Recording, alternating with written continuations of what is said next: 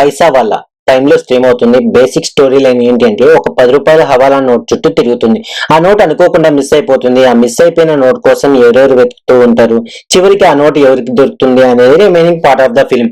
ఈ మూవీ ఒక crime drama thriller. బూతులు ఉన్నాయి, ఫ్యామిలీతో కష్టమే, ఎక్స్పోజింగ్ అండ్ వల్గర్ సీన్స్ ఉన్నాయి. మూవీ అనుకున్న స్టోరీ లైన్ బాగున్నా, ఎడ్యుకేషన్ వరెస్ట్ గా ఉంది. అసలు ఒక్క సీన్ కూడా చూడాలని ఇంట్రెస్ట్ క్రియేట్ చేయలేదు. ఫస్ట్ హాఫ్ రొటీన్ గా ఉంది, సెకండ్ హాఫ్ కొంచెం బెటర్. అది కూడా ఫస్ట్ హాఫ్ తో కంపేర్ చేస్తే ఇది ఒక రాడ్ మూవీ చెప్పాలంటే. ఎంత ట్రై చేసినా చూడలేకపోయాను. సో లాస్ట్ కి ఫార్వర్డ్ చేసుకుంటూ చూసా. ఇది లో బడ్జెట్ మూవీనే, బట్ సినిమా అయిపోయాక ఒక్కసారి ఫైనల్ అవుట్పుట్ చూసుకోలేదు అనిపించింది. స్టోరీ బాగా పెట్టుకుని స్క్రీన్ కి ఎందుకు ఇంత వరెస్ట్ గా రాసుకున్నారో అనిపించింది. పర్ఫార్మెన్స్ వైజ్ యాక్టర్స్ ఎవరు బాగా చేయలేదు. అది వాళ్ళ తప్పు కాదు. ఇక్కడ డైరెక్టర్ రైటింగ్స్ అలా ఉన్నాయి, ఏం చేస్తారు. డైరెక్టర్ ఈ మూవీ స్టోరీ ఆన్ పేపర్ బాగానే రాసుకున్నాడు, కానీ దాన్ని ప్రెజెంట్ చేసినప్పుడు మాత్రం దొరికిపోయాడు. ఏదో ర్యాండమ్ గా సీన్స్ వస్తూ ఉంటాయి, సీన్ కి నెక్స్ట్ సీన్ కి ఏ రిలేషన్ ఉండదు. ఎడిటర్ అసలు చేసేటప్పుడు చూడలేదు అనిపించింది.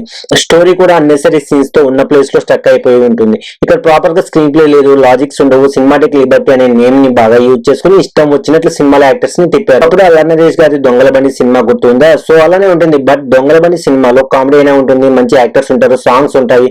ఇక్కడ మ్యాజిక్ ఏంటంటే ఏం ఉండదు. ఎంటర్టైన్ చేసే ఎలిమెంట్స్ ఏం లేకపోవడం, క్యారెక్టర్స్ ని ప్రాపర్ గా రాసుకోలేదు. నాకు కొంచెం కూడా నచ్చలేదు. సినిమాటోగ్రఫీ వరస్ట్, బీజిఎం ఓకే, అది కూడా ఎక్కడో విన్నట్టే ఉంటుంది.